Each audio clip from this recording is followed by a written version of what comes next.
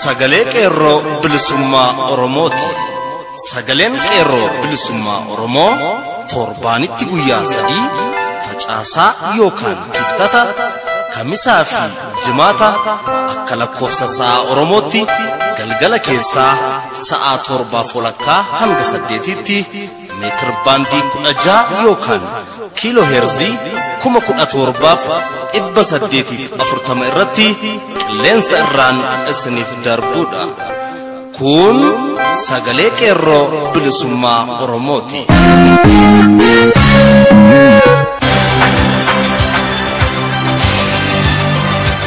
Kamisa adoolessa 19 bara 2018 ashamaa harka fuune akkam jirtu kabajamuuf jaallatamoo dhaggeeffattoota sagalee qeerroo bilisummaa Oromoo. Kun qophii sagalee qeerroo bilisummaa Oromoo kallattiin Oromiyaa irraa isiniif darbaa jirudha. Sagantaan keenya akkuma beekamu oduu isin dhageessisuun eegalla. Qophii addaa fi walleen warraaqsaas qaama sagantaa keenyaati. Isin keessummeessaa kan isin waliin turu Anna Gartuu Guutamaati. Hanga xumura sagantaa keenyaatti waliin turaa jechaa amma kallattiin gara oduuttan isin dabarsa. Ashama akkam jirtu kabajamoo dhaggeeffattoota keenya oduu guyyaarraaf qopheeffannee qabadhee dhiyaadheera oduu waliin an abdii bilisummaati. Maqaa adda bilisummaa Oromoo fi waraana bilisummaa Oromoo da'oo godhachuudhaan saamichi gaggeeffamaa jiraachuun dhaga'ame. Godina Qellam Wallaggaa fi godina Wallaggaa Lixaarraa odeessi nu gahaa jiru akka ibsutti kashlabbootiin tokko sobaan maqaa adda bilisummaa Oromoo fi waraana bilisummaa Oromoo dahatanii ummata halkan da'oo godhachuudhaan saamuu doorsisanii maallaqa gaafachuu irratti bobba'anii akka jiran beekameera. Warreen gochaa salphachiisaa kana raawwachaa jiran qeerroonii fi uummanni godina kana lameenii bakkoota adda addaatti qabee seera jala oolchaa jiraachuunis dhaga'ameera. Kun jabaatee akka itti fufu gochuuf qeerroo fi uummanni keenya akkuma kanaan dura kashlabboota kana waraana bilisummaa Oromoo wajjin ta'uun adamsee to'annoo jala galchuun gochaa abaaramaa jaraa suuraa fi sagaleedhaan uummata Oromoo maraaf akka saaxilu dhaamsa kana dabarfanna. Qeerroon Awwadaay guyyaa kaleessaa hidhamtootni akka hiikamaniif bulchiinsa buttaan akka jijjiiramu gaafachuun hiriira mormii godhaniin gaafiin qeerroo Oromoo gaafattee hundi soba afaanii qofa osoo hin taane hojiin akka hiikamu akkasumas ajjeechaan shira sirna mootummaa wayyaaneetiin gaggeeffamaa jiru akka dhaabbatu gaafatanii jiran. Hiriira jimaata boruu gaggeeffamu irrattis haalaan hirmaachuuf qophii ta'uu isaanii ibsaniiru. Oduu keenya biraan magaalaa Dambidollootti humni waraanaa uummata dararaa jiraachuun beekame. Humni waraanaa magaalaa Dambidolloo keessa bobba'ee abbaa torbee fidaa jechuudhaan nama argee reebaa fi ari'aa jira jechuun jiraattonni komatan. Halkanis dhukaasni dhaga'ama akka bulu dubbatu. Guyyoota 3 walitti aansuudhaan halkan loltoonni mootummaa abbaa torbee fidaa jechuun magaalaa Dambidolloo keessaa dhukaasaa bulu jechuun jiraattonni magaalattii himan.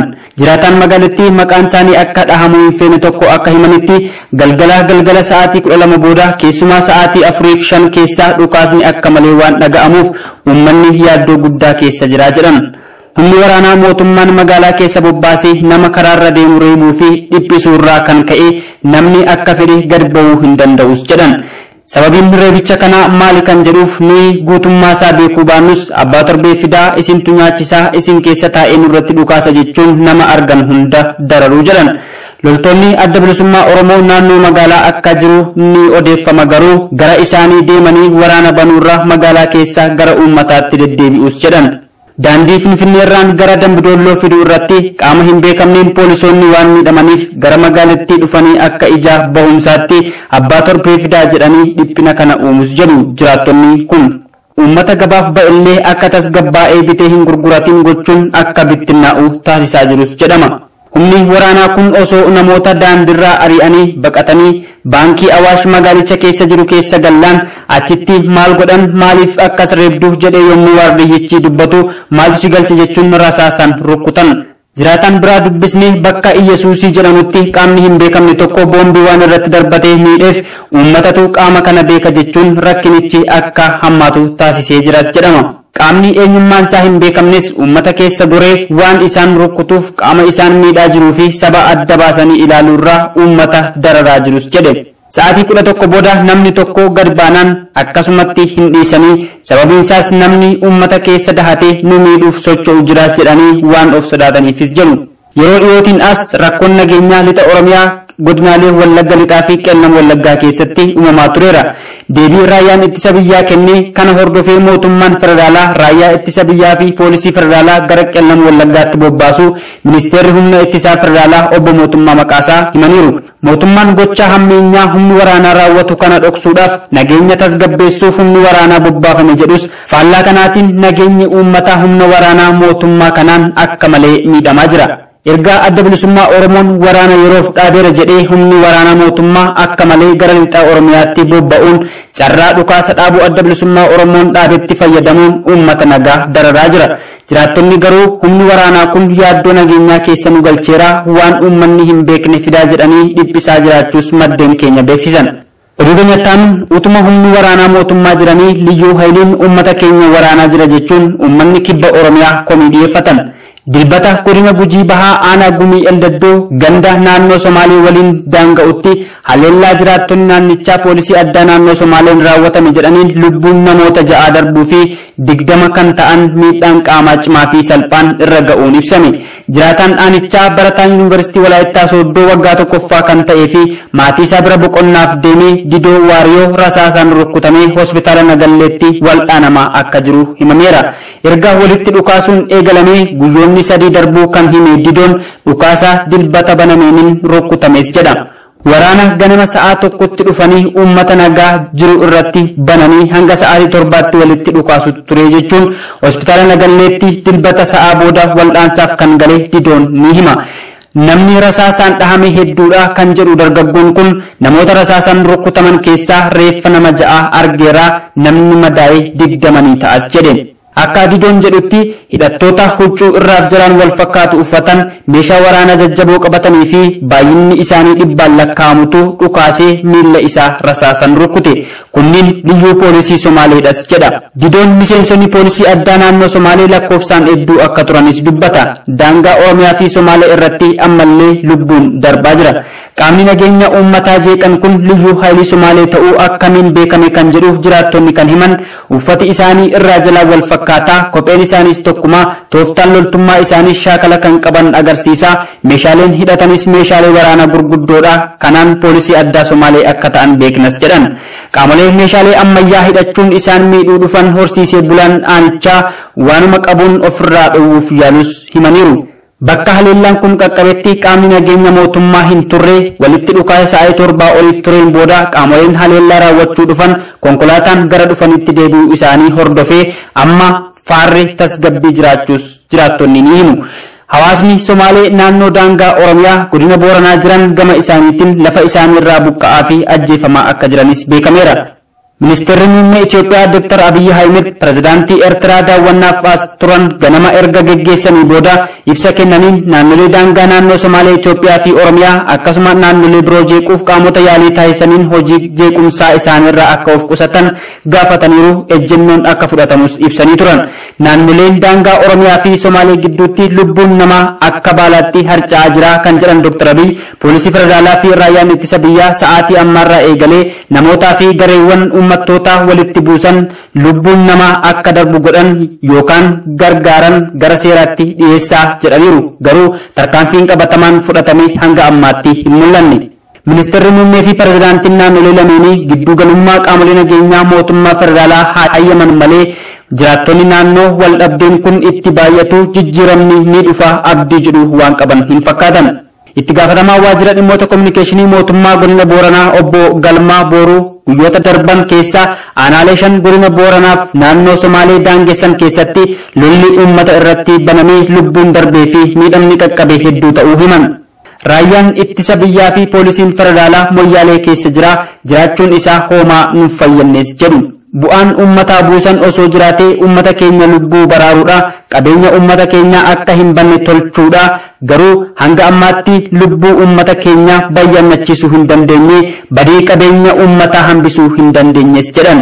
Utuma isaan jiranii uummata keenya waraanaa jiru jechuunis komii qaban jiraattonni naannichaa dhiyeeffatan. Dhumarratti Oromiyaa keessatti namoonni mana hidhaatii hiikaman deebi'anii hidhamaa jiru. Profeesar Bayyanaa Ruudaa dabalatee namoonni hedduun tibba kana qabamanii mana hidhaatti darbatamaa akka jiran gabaasaa turuun keenya ni yaadatama. Bayyanaa Ruudaa bara 2014 Yuunivarsiitii Amboorraa ari'aman. Namoonni baatilee muraasa dura mootummaan himata isaanii addaan kutee mana hidhaa keessaa hiikaa ture bakka garaagaraatti qabamanii hidhamaa jiru jedhu maatiin.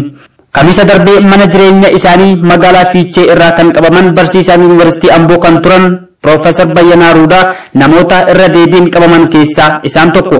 Poolisoonni baay'een konkolaataa lama guutanii dhufanii qawwee mataatti qabanii fuudhanii deeban jedhu haati warraa isaanii aadde Immabeet Mulaatu. Bara 2014 hojii isaanii barsiisummaa Yuunivarsiitii Amboo irraa kan ari'ataman Profeesar Bayyanaa Ruudaa mana murtiitti himatamanii osoo falmaa jiranii ture bara 2016 qabamanii kan hidhaman. Waggoota lamaan falmiirra turan keessattis hojii humnaa hojjetanii ofii fi maatii isaanii bulchaa turuu haati warraa isaanii ni dubbatu. Obbo Baqqalaa Garbaa waliin galmee tokko jalatti himatamanii walumaan mana murtiitti erga deddeebi'aa turanii booda baatii 5 dura walumaan gadhiifamuu aadde Immabeet himaniiru. Erga mana hidhaatii gadhiifamanii manaallee hin ba'een beeku kan jedhan aadde Immabeet osoo ijoollee isaanillee ilaalanii hin quufin qabamuun isaa maatii gadda hamaaf saaxileeras jedhu. Mootummaan wanti dubbatu kan biraa nuyi kan nurratti raawwatamu kan biraati uummanni Oromoo kan nuuf beekuu qaba jechuun booyaa yaada kennaniiru. Profeesar Bayyanaa Ruudaa nama saba isaa fi dhugaa jaallatu ta'uun alatti miseensa dhaaba siyaasaa tokkollee miti jechuun haati warraa isaanii ni himu. Bifa wal fakkaatuun torbee lama dura magaalaa Amboo keessaa kan qabamtee shamarree Obsee Taayyee baatilee 5 dura mana hidhaatii akka gadhiifamte ni beekama. Hiriyoota ishee dubbisuuf Amboo kan deemte qabamuu ishee kan dhageenye guyyaa 2 booda jechuun obboleessi ishee Obbo Arayyaa Taayyee ni dubbata.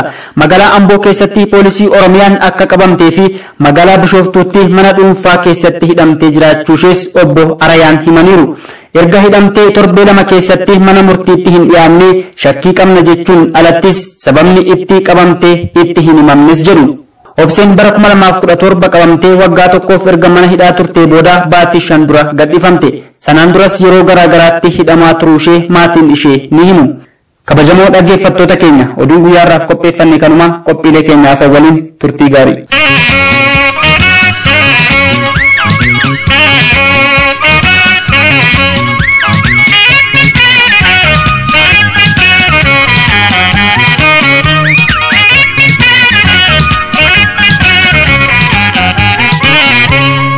Qeerroon soba namaa hin baannu dandeenye dhoksa Oppidiyoos kunoo bira geenye. Falmadhu yaa qeerroo falmachuun kee haqa.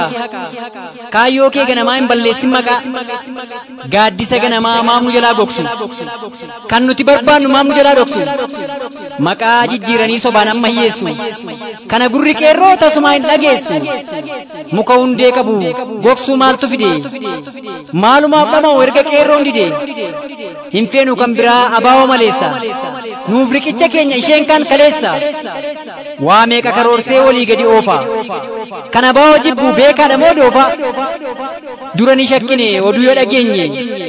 Dhoksa Oppiidiyoo suuta bira geenye. Hawaasa goyoomsuuf sobaan lafa jira. Hubadhaa yaa qeerroo jedhee fiigaa jira. Abaawoo ganamaa balleessuutu caala. Qeerrootu jaallata yoo dhufe nu dhaala. Jedhanii ilkaaniin dhagaa alanfatu. Soba bukeessanii dhugaadhaan faffatu. Qindeeffachaa jiru dhaaba wal funaane. Yaa qeerroo buqqisaa biqiltuu wayyaane. Barri keessa jiruuf isheen gaafa darraa. Tokkuma yaa qeerroo karoorri ishee arraa. Ijaarrachaa jira dameesaa lammaffaa Oppiidiyoon cimsee. Balleessuu barbaada akka karoora isaaf abaawoo dhidhimsee. Ijaarrachaa jira dameesaa lammaffaa Oppiidiyoon cimsee. Balleessuu barbaada akka karoora isaaf abaawoo dhidhimsee. Warri darraa dhufe gaafa biyya seene. Jarreen afaan dammaa nuti kanan seene.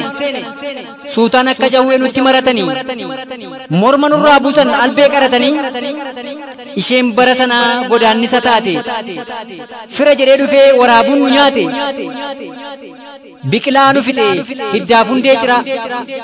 Arras isumatu dameesaa lammaffaa hundeeffachaa jira. Osoo dhugaan jiru soba nutti hiixata. Kan soba ulfaa'e maaf sagal miixata. Arrabaan bulbulee soba noo baase.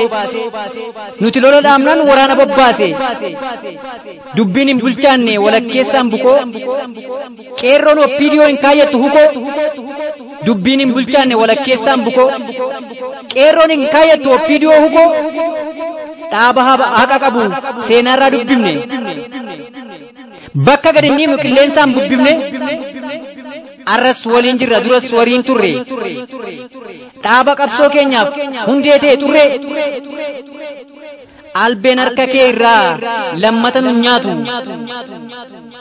abaa'oo ijaarraaf ofumaa dhamaatu albeen harka kee irraa lammata nu nyaatu abaa'oo ijaarraaf ofumaa dhamaatu hin fiigin fakkeessuuf waa meeqa qabatte atuu bara dheeraa sobaan nuun taphatte suuta jechuun keenya kabajaa beekadhu abaa'oo tuquu irraa dhiisii of eeggadhu suuta jechuun keenya kabajaa beekadhu abaa'oo tuquu irraa dhiisii of eeggadhu qeerrootu labsiidhaan si akeekkachiisa yoo diddee dhagaatu reeffa keerra ciisa qeerrootu labsiidhaan si akeekkachiisa yoo diddee dhagaatu reeffa keerra ciisa shawwaan sitti kaanan wallagga sin dhiisu harargee yoomillee soba jalan ciisu baalee dammaffatee arsiin sirra fiiga gujiidhaaf kaarrayyuun qawweedhaan si diiga jimmaaf iluun kaanaan sossobbaan hin dhaamsu duruu warri walloo ija sitti jaamsu booranni qawweedhaan sirra fiigaa jira oppiidiyoo dhiisii dafii dubbii shira booranni qawweedhaan sirra fiigaa jira oppiidiyoo dhiisii dafii dubbii shira hiitee akka loonii bitteen hin gurgurtu abaa'oo jibbinaan umuriin hin turtu of jala deebita akka fincaan gaalaa arrabni kee meeqaa kan dubbate haalaa of jala deebita akka fincaan gaalaa arrabni kee meeqa kan dubbate haalaa sichi nagaa dhabdee gubattee finiinta ilkaan summii qabuun abaa'oo ciniinta sichi nagaa dhabdee gubattee finiinta ilkaan summii qabuun abaa'oo ciniinta araaran fakkaattu isheen kana booda ta'uun kee geesseetti eegaa nama ooda qeerrootu labsiidhaan si akeekkachiisa yoo didde dhagaatu reeffa keerra ciisa araaran fakkaattu isheen kana booda ta'uun kee geesseetti eegaa nama ooda qeerrootu labsiidhaan si akeekkachiisa yoo didde dhagaatu reeffa keerra ciisa kichuu damee oromiyaa irraa kan dhaggeeffataa jirtan qophii sagalee qeerroo bilisummaa Oromoo meetir baandii 16 yookiin kiiloo 1740 irratti kallattiin isiniif darbaa jirudha. Oduu kan isin dhageessise jaalabdii bilisummaa ture orii buli jenna. Kanatti aansuun wallee warraaqsaa tokkoon booda gara qophii itti aanutti isin dabarsaa ammas nu waliin tura.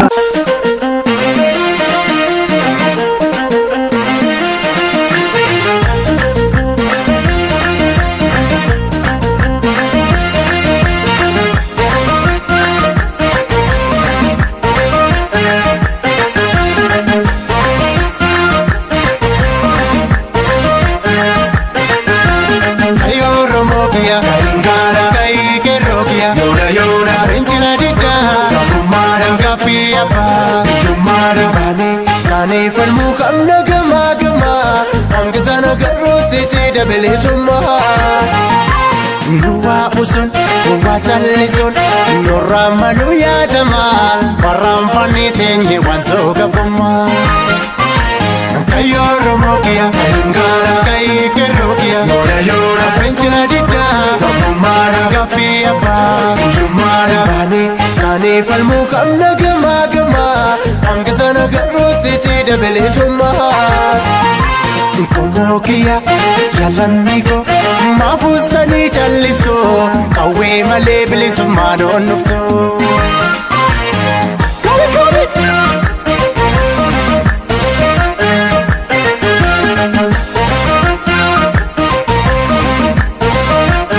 balaaleffannaa fi inaaffarratti geggeeffamuun adda bilisummaa Oromoo ni cima malee hin laaffatu. Bara dheeraaf dhaaba kan jaallatu ummata isaa inni qabsaaf qofa malee diinotaa fi farreen qabsichaa yeroon dhaaba kana diiguuf itti hin duulin hin jiru. Waan hin jaallanneef jecha waan isaan hin jedhinii fi waan isaan irratti hin raawwatiin hin qabani. Akka silaa hawwii fi fedhii isaaniitii qaata bade ture. Dhiphaa shororkeessaa fottoksaa wambadee diigaa bulguu mee wanti isaan hin jedhamiin maaltu jira? dhugaanni qallatti malee hin cittu niitarratti malee hin jarjartu waan ta'eef dhugaarratti cichuu isaaf har'a kun bu'aa bayii ololaa fi lola hunda keessa qaxxaamuree asiin ba'e. Ammallee taanaan akkuma kalee ololli jibbitoota isaan irratti deemsifamu daran itti hammaate malee irraa waan laaffate hin qabu. Keessumaa arrabsoon Oromoo fakkaattotaan irratti adeemsifamaa turee fi jiru daran cime. Dubbataa salphisuun jalumaa callisuudha jedhee dhaaba dirree arrabsoo keessa seenuu irraa of qusate akka ta'e warri beeku ni beeka. Duula farreenii fi diinotaan kallattii maraan itti baname a'atee as gahuu isaa jabina irraa kan ka'e malee osoo dhaaba dhara irratti hundaa'e ta'e maqaan isaatu waamamuu silaa qaata dhiifama ture. Dhara karaa miidiyaatiin manyee baasee qabsoo bara dheeraaf inni irra ture gatii dhorkuuf itti roobsamu hunda obseessuu tatirachuun isaa dhugaa eenyullee haaluu hin dandeenye qabaachuu isaatti amantaa guutuu waan qabuufidha. Shirri dhaaba kanaa fi hoggana isaa irratti yeroo ammaa qaamota garaagaraan biyya keessaa fi alatti hojjetamaa jiru guddaadha. Fakkeenyaaf miseensotaa fi hogganoota dhaaba kanaa warreen turan kan bara dheeraaf qabsoo kana keessaa ala of baasanii hojii dhuunfaa isaanii irratti bobba'anii biyyoota faranjiitti bashannanaa turan barsiisaa fi maatii isaanii barsiisaa turan qabeenya kuufatanii jireenya isaanii akka dhuunfaatti gad dhaabbatan har'a dhaaba daqiiqaa tokkoofillee qabsoo saba isaa irraa boqoteen beekni xiqqeessuuf fiiganii biyyatti lixaniin maqaa isaatiin gabayaa siyaasaa rakasaa uummata keessa cehanii hennaa oowwisan argamu. Hedduun isaanii warra lammii biyya biraa qabanii fi yoo tarii boor haalli hamaan biyyattii keessatti kan dhalatu ta'e akkuma xayyaaraan dhufan xayyaaraan keessaa godaanan akka ta'e beekamaadha. Akka isaaniitti qabsaa'ota erga qabsoof gad hin bahin qabsoo irratti boqotaniin beekni of sehan. Dhugaa kana uummanni keenya gad fageenyaan beekuu qaba. Qaama ani adda bilisummaa Oromoodha jedheen hunda adda bilisummaa Oromoo jedhee keessummeessuu irraaf qusachuu isa barbaachisa. Murnoonni maqaa qabsoo dahatanii biyyatti dachaan cuftuu yeroo gabaabaa keessatti akka biyyoota irraa dhufanitti dachaan dagachuun barbaachisu. Waan hundarra kan nama ajaa'ibsiisu warri biyyatti galanii fi qacceen isaanii biyyoota faranjiitti hafanillee sabaa himaalee adda addaa irratti yaa'anii qaanii tokko malee dhaaba akka mootummaatti waan hunda guuttatee jiru innaa qeeqan dhagamuu isaaniiti. Morka arbaa utaallaaf illeettii miilaa fattatti akka ta'an of hin beekan. Mootummaan mala of tasgabbeessuu baafate huubaa fi huura ala keessaa itti waccu walitti guuree mooyyee tokkotti naqee tumuuf akka isaan waame hanga ammaattuu hin galleef. Itti dhufanii hojiidhaan hanga arganii xiyyeeffannaan isaanii dhaaba keessaa gananii ba'an irratti akka ta'e haasawoota isaan gochaa jiran irraa hubachuun ni danda'ama. Hinaaffaan qaamota kanaa adda bilisummaa Oromoo ni cimsa malee hin dadhabsiisu. Akka isaanitti biyyatti yoo deebi'anillee kabajaan inni uummata isaa fi diina biratti argachuuf deemu kan saba isaan boonsu malee kan xiqqeessu akka hin taane taateewwan achii as ta'aa jiran irraayyuu mul'achaa jira. Oppiidiyoon kalee ilmaan Oromoo dhiiga dhangalaasaa baate har'a afaan guuttattee adda bilisummaa Oromoon gaafa uummanni keenya dhumu uummata keenyaaf hin dirmatiin har'a eessaas ba'e jettee teessuma isii irratti ennaa dubbattu nama ajaa'ibsiisa. Kan uummata keenya fixee fi fichisiise eenyu ta'ee dhiiga sanarraa akka nama qulqullaa'aatti har'a gaaffii akkasii kaasti. Abbootiin uummata keenya irratti badii dhiifaman qabne raawwachaa bahan mataa wal jala qabataniif murtii seeraa jalaa miliquu hin danda'an. Murnoota adda bilisummaa Oromoo diiguu irratti bobba'anii karaa qaxxaamuraan biyyatti dachaan dabalatee gaafa dhugaan baate akka ammaa bakka dhugaan hin jirre keessa dhaabbatanii lallaban kana akka hin taane beekuun barbaachisaadha. Diigduu fi dhiibduun akka baanjii lafaa yaatee qabsaawaa dhugaa of gootee uummata keessa yommuu ceceetu hammuma abbaan dhugaa itti dhufuuf haammachuudhaaf akka ta'e hubatamaadha. Dhara gabbate dhugaasee uummanni keenya waliin girrisuun yeroo maaf malee waan umrii qabu osoo hin taane fixeensa barraaqa tokkooti. Ilma abbaan qabnetti haaddii baratan akkuma jedhamu bakka abbaan qabsoo irree fi gaachanni Oromoo waraanni bilisummaa Oromoo fi dhaabni kallacha uummata Oromoo adda bilisummaa Oromoo hin jirretti adda bilisummaa Oromoo ofiin jechuun oomacha ta'ee afuuf akka jirutu beekuu barbaachisa. Adda bilisummaa Oromoo durumaa biyya keessa jira. Bosonaa fi magaalaa keessa jira waan ta'eef biyyatti galuuf xayyaaraa fi konkolaataa san barbaachisu. Waajjira banachuu fi ifatti uummata isaatti bahee waltajjii dirreelee magaalota Oromiyaa keessatti geggeessuu qofatu isaan qata malee dhaaba baqataa miti. Fira farraa fi diinnis tolchanii beeku. dhugaa mul'ate deebisanii awwaaliif asiif achi badaduun armaan achi bu'aan qabu. Addi Bilisummaa Oromoon kaayyoo fi akeeka isaa akka qabatetti yoo gales gala malee walii galtee beekamaa tokkorra osoo hin gahiin diina firoonfatee galuuf qophii miti. Dhalli Oromoo waggoota 28 kana keessatti maqaa isaan mootummaa kanaan galaafatame bakka argachuu qaba. Kan lubbuun jiru mul'achuu, kan hin jirre beekamuu, kan hidhame hiikamuu, kan buqqifame gad dhaabsifamuu, kan saamame hirphamuu, miseensonnii fi deeggartoonni isaa bakka isaanii malu argachuu, uummanni Oromoo mirga hiree murteeffannaa argachuu qaba dhaabbii jedhu qaba. Tokkummaa madammarii booda mamanxarii saba isaatti taatu yoomiyyuu keessummeessuuf qophii miti. Qaamonni hurrubsanii biyyatti galan walumaa galatti warra addistuu Itoophiyaa jalatti uummata isaanii ittisuuf akeekan akka ta'an uummanni keenya dursee beekee jira. Warri duraan hin hubatiin jiranis amma suuta suutaan hubachaa jiru. Sababaan uleen ololaa adda bilisummaa Oromoo irratti cimee deemaa jiruufis amana isaanii akka gufachiisu waan beekaniifidha. Warri har'a miidiyaa dhuunfaa horatanii irraa wacanis mi'aan haasawaa isaanii suuta suutaan bushaawaa deemuun isaa waan hafan qabnedha. Gabaabatti karaa ololaa adda bilisummaa Oromootti yeroo ammaa duuluun adda bilisummaa Oromoo daran cimsa malee hin laaffisu. Waan ta'eef farreenii fi diinnan hojii ololaa hamlee uummata keenya cabsuuf itti jiran kana irraa daddaffiidhaan osoo qusatan itti gaafatama seeraa fi seenaa boru itti dhiyaachuuf jiraatan irraa hafuuf isaan gargaaruu danda'a yaada jedhuun qaba. Barreessaan barruu kanaa Qixxeessaa Lammii Turee Horii Bulchanna.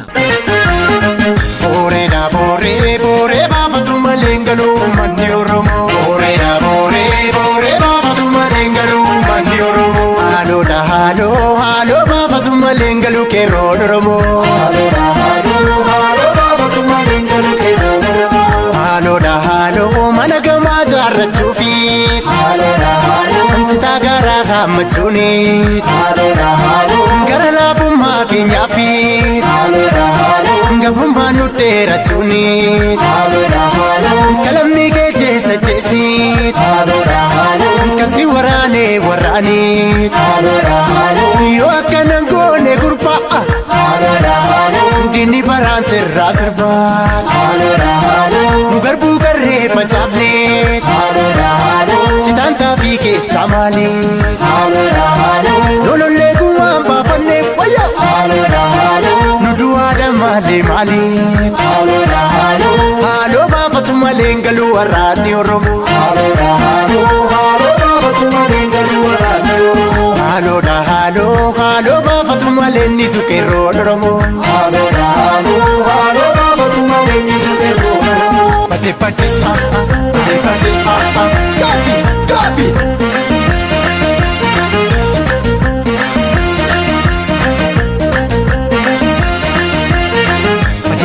pate wayo yongo chajara sana yaadu wanna nu gote ke garam mariada jala ko kiya garan na gubatu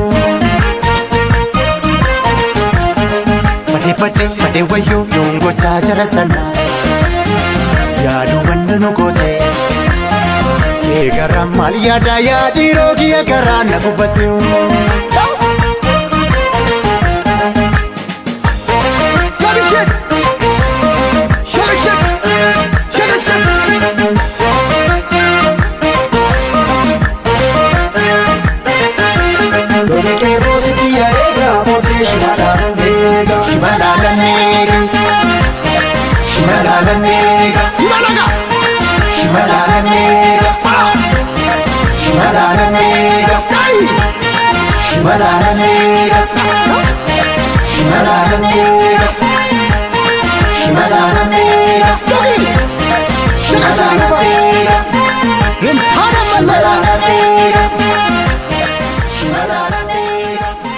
Egaa dhaggeeffattoota keenya sagantaan guyyaa har'aaf qopheeffanne kana fakkaata.